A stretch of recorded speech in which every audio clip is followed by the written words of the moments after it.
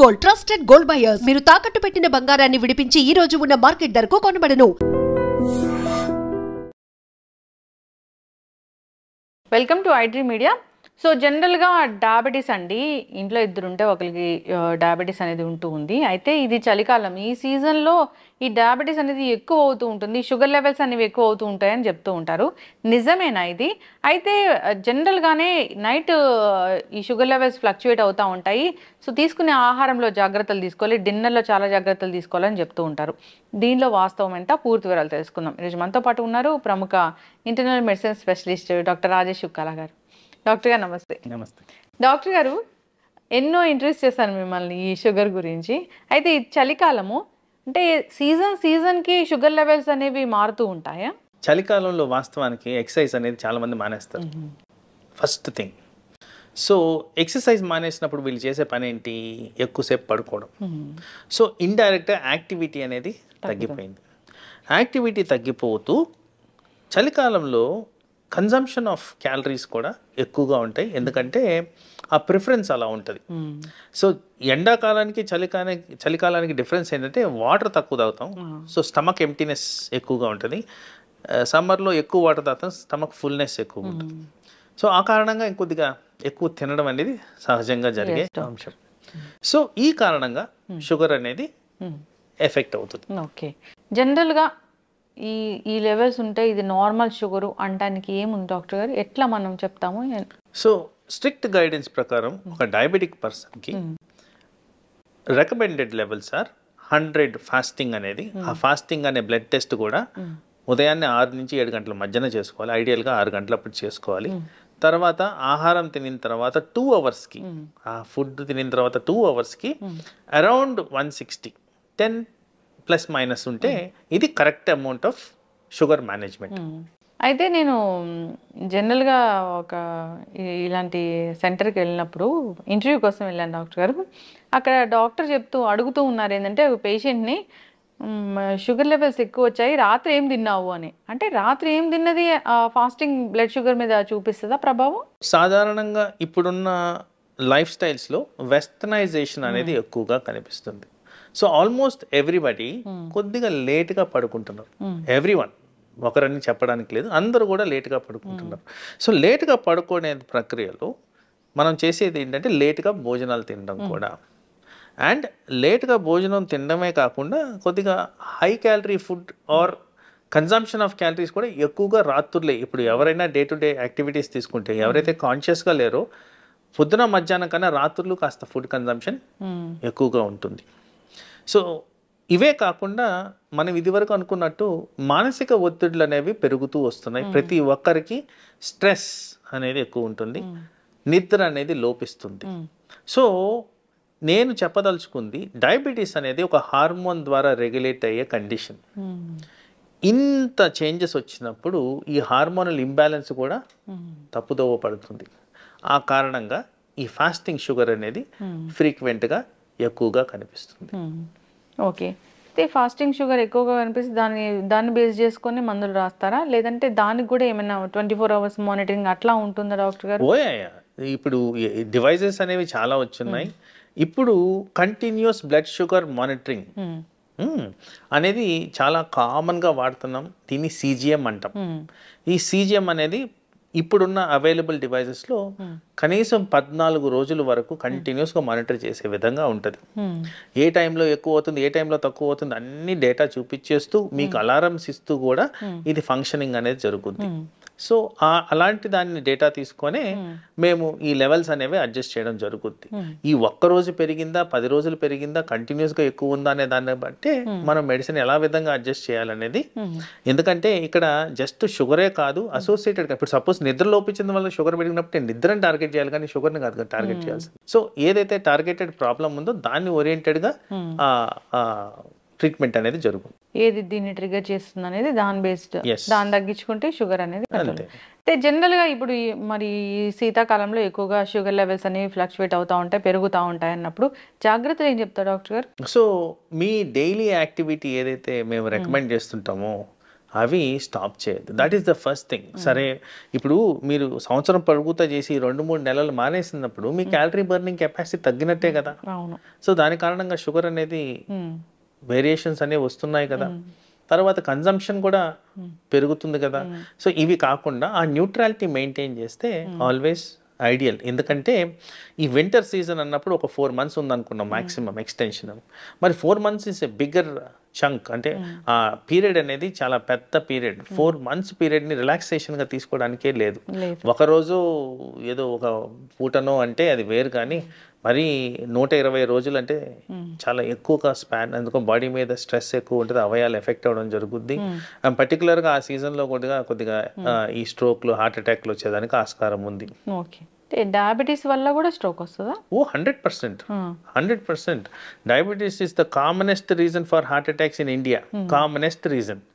So ఎక్కువ శాతం heart attacks ని మనం అనలిటికల్ గా తీసుకుంటే డయాబెటిక్ రిలేటెడే ఉంటున్నాయి. ఏం జరుగుతుంది డాక్టర్ గారు? ఇప్పుడు షుగర్ ఎక్కువైంది, అది హార్ట్ మీద ఎట్లా జరుగుతుంది? సో వీటన్నిటికీ ప్రైమరీ కారణం కొలెస్ట్రాల్ లెవెల్స్. ఎప్పుడైతే క్యాలరీస్ పెరుగుతున్నాయి అంటున్నానో ఆ ఎక్సెస్ అమౌంట్ ఆఫ్ క్యాలరీస్ ఏమవుతుంది బాడీలో ఫ్యాట్ రూపంలో తయారవుతుంది. కొలెస్ట్రాల్ అంటే ఏంటి? ఫ్యాటే. సో ఆ ఫ్యాట్ కారణంగా ఈ రక్తనాళాల్లో బ్లడ్ సరఫరా ఆగిపోవడం, ఆ కారణంగా బ్లడ్ సప్లై ఎక్కడైతే లోపిస్తుందో పర్టికులర్గా బ్రెయిన్ అండ్ హార్ట్కి ఎఫెక్ట్ అయ్యి స్ట్రోక్ అనేది వచ్చేదానికి ఆస్కారం ఉంది. ఇండైరెక్ట్ గా చూసుకుంటే ఈ హై షుగర్ లెవెల్స్ వల్లే ఇదంతా జరుగుతుందని సైంటిఫిక్ రుజువులు ఉన్నాయి. ఓకే డాక్టర్ గారు, ఇప్పుడు ఎవరైనా ఈ షుగర్ టాబ్లెట్స్ రాసినప్పుడు షుగర్ ఉన్న వాళ్ళకి బిఫోర్ ఫుడ్, ఆఫ్టర్ ఫుడ్ అలా ఇస్తూ ఉంటారు డాక్టర్స్. కొందరు బిఫోర్ ఫుడ్ తీసుకుంటే మాకు పడట్లేదు, ఆఫ్టర్ ఫుడ్ తీసుకుంటామని తీసుకుంటూ ఉంటారు. అది మంచిదేనా అండి? సో ఐడియల్గా ఇది customization to the patient need మీరు చెప్పే థింగ్. సో ఐడియల్గా ఎప్పుడన్నా ఒక సబ్స్టెన్స్ మనం ఒక దాన్ని కంట్రోల్ చేయడానికి ఇవ్వాలి అంటే బిఫోర్ ఫుడ్ అనేది ఇంపార్టెంట్. ఎందుకంటే అది జీర్ణమయ్యి ఈ షుగర్ లెవెల్స్ స్పైక్ అయ్యే లోపలే అది కూడా ఎఫెక్టివ్గా పనిచేయడం అనేది ఇంపార్టెంట్. సో ఐడియల్గా always sugar tablets before food అనేది ఉండాల్సిన అవసరం ఉంది. అది 10 నిమిషాల 30 నిమిషాలు అనేది డాక్టర్ గారు నిర్దేశిస్తారు. తర్వాత ఎవరికన్నా ఈ జీర్ణాశయానికి సంబంధించిన ప్రాబ్లమ్స్ ఉన్నప్పుడు దాన్ని ఎలా కస్టమైజ్ చేసుకోవాలో వాళ్ళ సూచనల సలహాల మేరకు ఫాలో అయితే సరిపోతుంది. ఎస్, కానీ అయితే చాలా పెద్ద మీ మీద కంప్లైంట్ ఏముంటుందండి డాక్టర్స్ మీద? నాకు షుగర్ వచ్చింది, కానీ డాక్టర్ గారు ఏమో నాకు ఇన్ని టాబ్లెట్ రాశారు, ఓన్లీ ఒక షుగర్ టాబ్లెట్ రాస్తే సరిపోతుంది కదా, కొలెస్ట్రాల్ రాశారు, మల్టీవిటమిన్ రాశారు, ఇలాంటివన్నీ ఎందుకు రాశారు అని అంటూ ఉంటారు. ఎందుకు డాక్టర్ గారు? డయాబెటీస్ అనేది ఒక్క షుగర్కి సంబంధించిన వ్యాధే కాదు, పలు అవయాల్ని ఎఫెక్ట్ చేసే వ్యాధి అది. అండ్ నేను ఇదివరకు చెప్పినట్టు హార్మోనల్ ఇంబ్యాలెన్స్ కారణంగా వచ్చేదే ఇది. డయాబెటీస్ రాకముందు జరిగే అంశం ఏంటంటే పర్టికులర్గా టైప్ 2 డయాబెటీస్లో ఉబకాయం అనేది ఆల్రెడీ ఎస్టాబ్లిష్డ్. ఉబకాయం అనగా మెజారిటీ ఆఫ్ పేషెంట్స్లో ఫ్యాట్ కాన్సన్ట్రేషన్ పెరిగితేనే వచ్చేదే ఉబకాయం. సో డైరెక్ట్గా ఊబకాయం గురించి మాట్లాడితే ఈ కొలెస్ట్రాల్స్ పెరిగిన దాని కారణంగా ఫ్యాటీ లివర్ అనేది వస్తుంది. అథెరోస్క్లెరోటిక్ బ్లాక్స్ అంటాం, ఏదైతే రక్తనాళాలు బ్లాక్స్ అంటామో ఆ బ్లాక్స్ అనేవి కనబడతాయి. ఆ బ్లాక్స్ ఎక్కడైనా రావచ్చు కండిషన్ బట్టి. అందుకోసం అన్నిటికీ ప్రివెంటివ్గా డయాబెటీస్ని షుగర్ కిందే కన్సిడర్ చేయకుండా డయాబెటీస్ వల్ల వచ్చే ఎండ్ ఆర్గన్ డ్యామేజ్ ప్రివెన్షనే ఇప్పుడు మేము ఫోకస్ చేస్తున్నది. ప్రథమంగా దీంట్లో హార్ట్ అటాక్స్ రాకుండా మేజర్గా కన్సర్న్ చూపిస్తున్నాం, ఎందుకంటే highest amount of diabetic heart disease ఎక్కువగా ఉంది. అలాగే డయాబెటీస్ ద్వారా కిడ్నీలు ఎఫెక్ట్ అవుతాయి, లివర్ ఎఫెక్ట్ అవుతుంది, బ్రెయిన్ ఎఫెక్ట్ అవుతుంది, కళ్ళు ఎఫెక్ట్ అవుతాయి. వీటిలన్నింటినీ కవర్ చేస్తూ మెడిసిన్స్ ఇవ్వాలి కాబట్టి పలు రకాల మెడిసిన్స్ ఇవ్వడం జరుగుద్ది. అది కూడా పేషెంట్ కండిషన్ బట్టి. ప్రతి ఒక్కరికి అన్ని మందులు రాయడం జరగదు, కానీ సాధారణంగా ఎవరికైతే సరిగ్గా కంట్రోల్ ఉండదో, ఎవరికైతే అవయాలు ఎఫెక్ట్ అవుతున్నాయో వాళ్ళల్లోనే నంబర్ ఆఫ్ టాబ్లెట్స్ పెరిగేదానికి ఆస్కారం ఉంటుందండి. ఎస్, అయితే డాక్టర్ గారు చాలామంది డైట్తోని మేము డయాబెటీస్ తగ్గిస్తాము అంటున్నారు. చాలా వీడియోస్ నేను కూడా చేశాను ఈ డైట్ చెప్పే వాళ్ళతోని. నిజమేనా అండి డైట్ తోని డయాబెటిస్ అనేది? దాంట్లో రాకెట్ సైన్స్ లేదు కదండి, ఇట్స్ కామన్ సెన్స్. మనము ఈ షుగర్ ప్రొడ్యూసింగ్ సబ్స్టెన్సెస్ తినకపోతే ఇంకా షుగర్కి ఎందుకు మనం ట్రీట్మెంట్ ఇవ్వాలి? అది దాంట్లో పెద్ద నాకు ఆశ్చర్యం కూడా లేదండి. బేసిక్లీ మీరు షుగర్ డిప్రైవ్డ్ ఫుడ్ కానీ తింటే మీకు మెడిసిన్ అవసరం పడదు. Okay, so as it is ఇప్పుడు ఒక ఫ్యాట్ కంటెంట్ తిందాం అనుకోండి, ఫ్యాట్ ఒక్కటే తిన్నప్పుడు మీకు షుగర్ లెవెల్స్ పైకే కావు. ఎక్కడైతే కార్బోహైడ్రేట్ కాన్సన్ట్రేషన్ పెరుగుతుందో అక్కడే మనకి షుగర్ లెవెల్స్ స్పైక్ అవుతున్నాయి. ఈ డైట్ అనేది సాధారణంగా మన అందరం కూడా రైస్ తింటాం.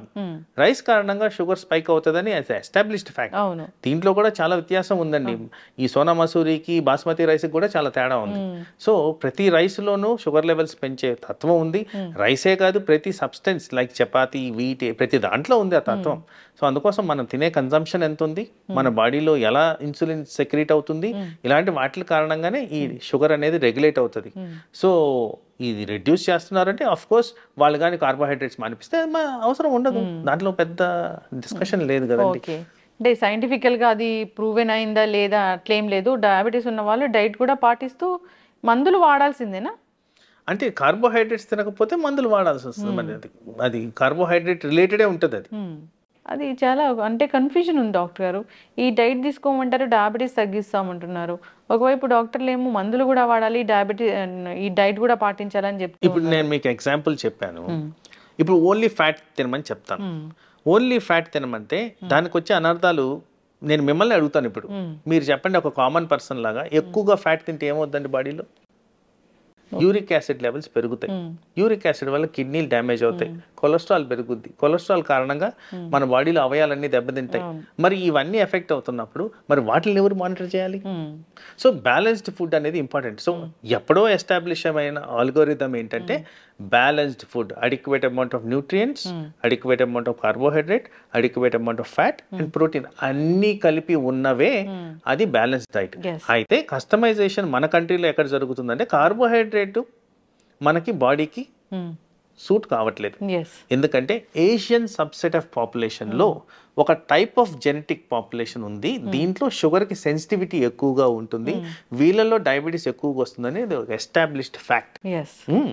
ఇప్పుడు ఈ పర్సన్ వెళ్ళి మెడిటేరియన్ డైట్ కానీ తింటే, మెడిటేరియన్ డైట్స్ అంటే fibre, natural fruits, vegetables and nuts ఉన్నది తింటే మీకు డయాబెటీస్ అనేది డెఫినెట్లీ అదుపులోకి వస్తుంది.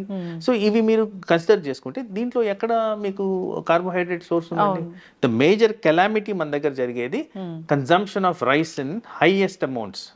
అది తగ్గించుకుంటే మనకి డెఫినెట్ గా షుగర్ కంట్రోల్కి వచ్చేస్తుంది. ఇన్ని నెంబర్ ఆఫ్ టాబ్లెట్స్ కూడా అవసరం పడదండి. So rice related components or carbohydrate components కానీ తగ్గించుకో విధంగా మనం డైట్ ప్లాన్ చేసుకుంటే డెఫినెట్గా మీకు డయాబెటిక్ అండర్ కంట్రోల్ వస్తుంది. ఓకే డాక్టర్ గారు, ఇన్నేళ్ల ఎక్స్పీరియన్స్ మీది, ఎంతో మంది పేషెంట్స్ని చూసుంటారు. ఇప్పటి వరకు జనరల్గా ఈ చూసిన వాళ్ళలో ఎవరికైనా పూర్తి స్థాయిలో మందులు మాన్పించాము, షుగర్ అనేది రివర్స్ అయిపోయింది అనేది ఉందా? జనరల్గా చెప్తారు ఏంటంటే షుగర్ వచ్చిందంటే జీవితాంతం మందులు వాడాల్సిందే అంటారు. రివర్స్ అయ్యాయండి ఎవరికన్నా? సో ఇక్కడ చాలా ఇంపార్టెంట్ క్రిటికల్ క్వశ్చన్ మీరు అడిగింది, చాలా ప్రాక్టికాలిటీ ఉన్న క్వశ్చన్. సో ఇక్కడ చాలా మందికి అర్థం కావాల్సింది ఏంటంటే diabetes is a progressive condition. ఒక్కసారి డయాబెటీస్ డిటెక్ట్ అవుతుందంటే ఆ ఇన్సులిన్ ప్రొడక్షన్ అనేది బాడీలో 50% తగ్గిపోయిన తర్వాతే ఇది వస్తుంది. సో ఆ ప్యాంక్రియాటిక్ గ్లాండ్లో డ్యామేజ్ జరిగి లెస్ అమౌంట్ ఆఫ్ ఇన్సులిన్ కారణంగా ఇది ఎఫెక్ట్ జరుగుద్ది. రెండో విధమైన ప్రాబ్లం ఏంటంటే ఉబకాయం కారణంగా ఆ రిక్వైర్మెంట్ ఆఫ్ ఇన్సులిన్ లోపించి దానివల్ల కూడా మనకి షుగర్ లెవెల్స్ ఆల్టరేషన్స్ వస్తాయి. సో వీటిని రివర్స్ చేయగలిగితే అంటే ప్యాంక్రియాటిక్ డ్యామేజ్ ని రివర్స్ చేయలేం, బట్ ఉబకాయాన్ని రివర్స్ చేయొచ్చు. ఎవరికైతే రివర్స్ చేయగలుగుతానో వాళ్ళలో టెంపరీగా రిక్వైర్మెంట్ ఆఫ్ మెడిసిన్ అనేది ఉండదు. ఎందుకు టెంపరీ అంటున్నానంటే ఏదైతే ప్యాంక్రియాటిక్ డ్యామేజ్ జరిగి 50% ఆఫ్ ఇన్సులిన్ లాస్ అయిందో అది న్యాచురల్ గానే తగ్గుతూ వస్తుంది. Over a period of 20 years complete గా ఇన్సులిన్ అనేది డిసపేర్ అయిపోద్ది. Variable from person to person. Complete గా డిసపేర్ అయినప్పుడు కంపల్సరీ మనం మెడిసిన్ అనేది ఇవ్వాల్సిన పరిస్థితి. కంప్లీట్ గా జీరో అయిన insulin levels in the body అంటే మనం బయట నుంచి ఇవ్వాల్సిన అవసరం. ఎస్, ఖచ్చితంగా డాక్టర్ గారు. షుగర్ గురించి ఇంకా చాలా క్వశ్చన్సే ఉన్నాయి. సో మనం ఈ సిరీస్ అనేది కంటిన్యూ చేద్దాము. షుగర్ గురించి ఏదైనా ఇబ్బంది పడుతున్న వాళ్ళు టాబ్లెట్స్ గురించి కావచ్చు, ఇంకా ఏదైనా డౌట్స్ ఉంటే ఒకసారి మిమ్మల్ని కాంటాక్ట్ చేయాలని కోరుకుందామండి. చాలా చక్కటి ఇన్ఫర్మేషన్. ధన్యవాదాలు. నమస్తే.